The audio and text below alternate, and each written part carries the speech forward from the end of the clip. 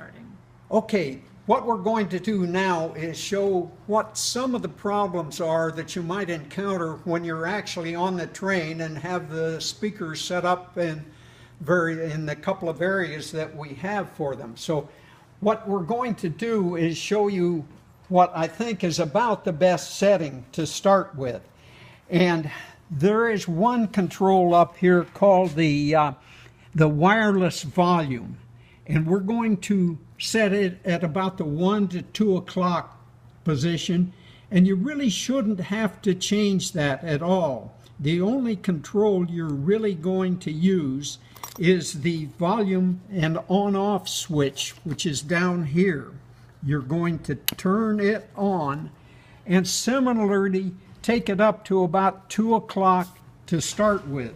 Then you'll have your microphone turned on, and you'll see that one or the other of these RX lights came on. That shows that we have a connection between the microphone and the unit. So now we can talk into the unit, and we see we've got a significant amount of sound, or at least it's coming out of that one. Now if I crank this volume up, because we've got a bunch of people in there making a lot of noise in the room, we come all the way up here. And one of the things that's going to happen at times when you come by or walking in different areas, all of a sudden the unit's going to put out a burp or a sound, and it means the volume is just basically too high. Let's see if I can get that with when I've turned it up. That's interesting. We're not having a trouble here, but maybe just because of the electronics on the train, we would run into a problem.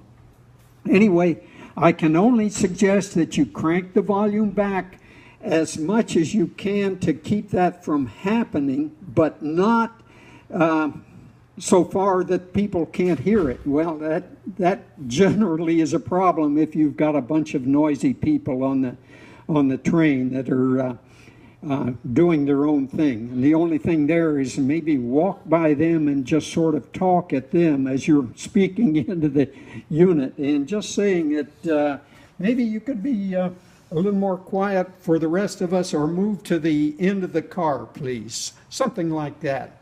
Anyway, that's the basic problem. If, for example, you don't have one of these lights coming on, and that did happen one time with one of the individuals, there is a switch that could be in the wrong position. And you see this switch right there?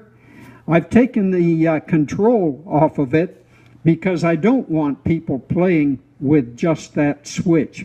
Right now it's set on channel 1, and that's true of both sets of units that we have.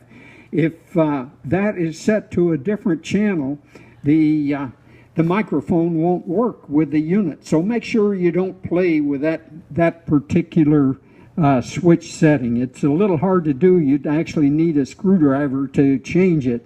But if you did find it off of that position and we weren't getting the light, then that would be the only time that you'd switch around until you found that light on when the microphone was turned on. Anyway, that would have been the result of somebody doing something they shouldn't have done with it. There's one other problem that commonly occurs, and that's if the unit is hanging up here and it's swinging like this, it can often affect either of the volume controls here. I would suggest that when you set it up, you actually put it up like this, so that when it's swinging on the hook, it won't cause the volume controls to be moved. That's just one other minor problem that has encountered.